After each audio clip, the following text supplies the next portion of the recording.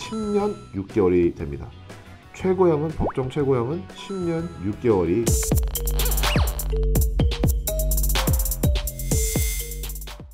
여러분 안녕하세요, 허왕입니다.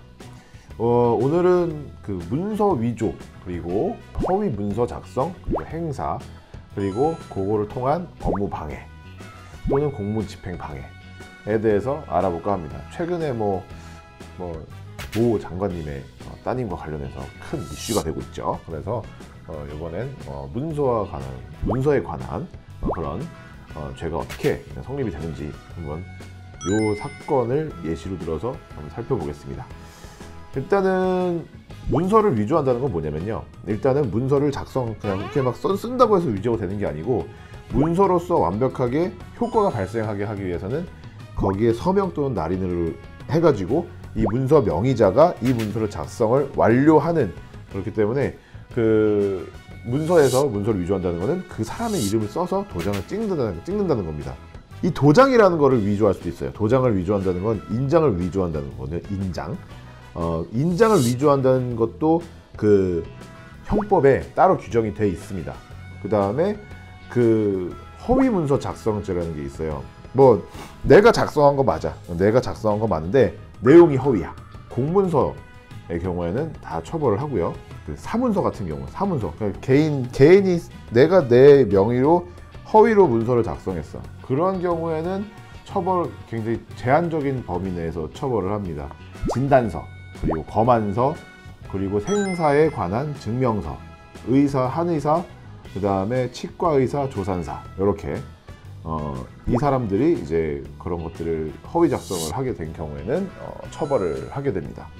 그렇기 때문에 일단은 허위 문서를 작성했을 때는 그것이 공공기관이냐 아니냐, 그게 이제 핵심입니다.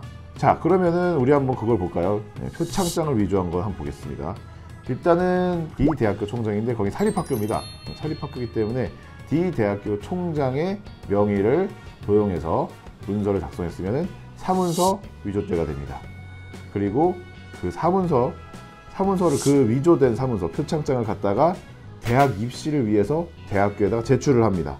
제출하는 거는 위조된 사문서를 행사했다고 해가지고 위조 사문서 행사죄가 됩니다. 그리고 대학 그 위조 사문서를 이제 냈잖아요. 근데 사람들이 이걸 봤을 때 진짜라고 생각할 거 아니에요, 그죠? 진짜라고 생각을 하게 되면은 이 사람들은 이게 진짜구나 하고선 그걸 전제로 이 사람이 입학을 할 수 있는지 없는지 합격 여부를 밝히는 거죠. 밝힌다기보다 합격 여부를 결정하게 되겠죠. 당연히 이 표창장을 냈으니까 이거는 그 합격에 굉장히 유리한 조건으로 작용을 했겠죠. 하지만 그 전제로 이 문서는 근데 허위였잖아요. 위조된 거잖아요. 그렇기 때문에 이 대학 입학 사정 업무를 방해했다고 보는 겁니다. 그 위조된 문서를 가지고. 그렇기 때문에 사립학교의 입학 사정 업무를 방해했다 해서 업무방해죄, 형법상에. 자, 그 다음으로 이제 논문 제1저자로 등재된 거를 한번 보겠습니다.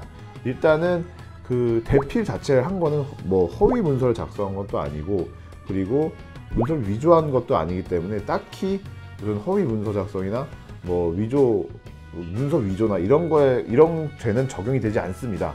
논문 자체는 진단서나 검안서 이런 것들이 아니기 때문에 제1저자로 그 따님을 갖다 등재를 했다고 하더라도 어떤 허위 진단서 작성죄 이런 것들은 적용이 안 되기 때문에 따로 그 논문 자체의 작성에 관해서는 죄가 성립되지 않습니다.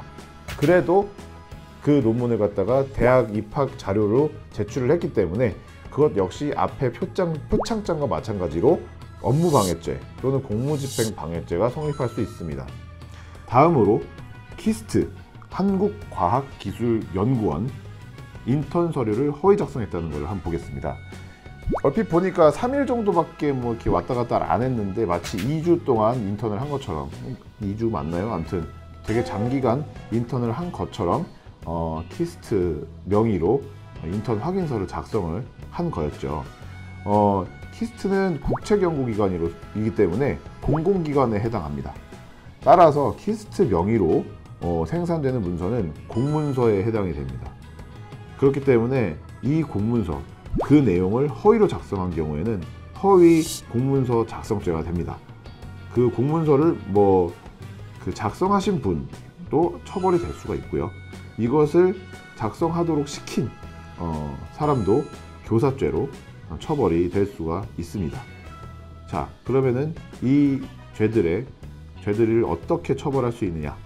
여러 개의 죄를 갖다가 이제 한꺼번에 처벌을 하려고 할 때 과연 형을 어떻게 정할 수 있느냐, 어떻게 정할 것이냐, 이것을 바로 죄수 관계라고 하는데요. 형법 38조 1항 2호에는 여러 개가 이제 중첩되어 있을 때는, 그리고 또 같은 종류의 형이 이제 규정되어 있는 경우에는 가장 중한 죄에 정한 장기 또는 다액의 2분의 1까지 가중을 하게 됩니다.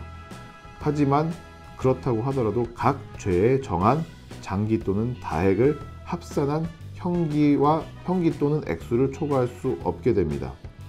사문서 위조의 경우에는 5년 이하, 그리고 위조 사문서 행사 역시 5년 이하입니다. 같은 죄로 처벌을 하기 때문에요. 그리고 업무방해죄도 5년 이하, 공무집행방해죄도 5년 이하입니다. 그런데 허위 공문서 작성의 경우에는 7년 이하의 징역에 처하게 되어 있습니다. 가장 중한 죄가 7년이기 때문에 거기에 정한 장기 7년에 2분의 1까지 가중하게 됩니다. 2분의 1 더하면 얼마죠? 10년 6개월이 됩니다. 법정 최고형은 10년 6개월이 될 수가 있게 됩니다.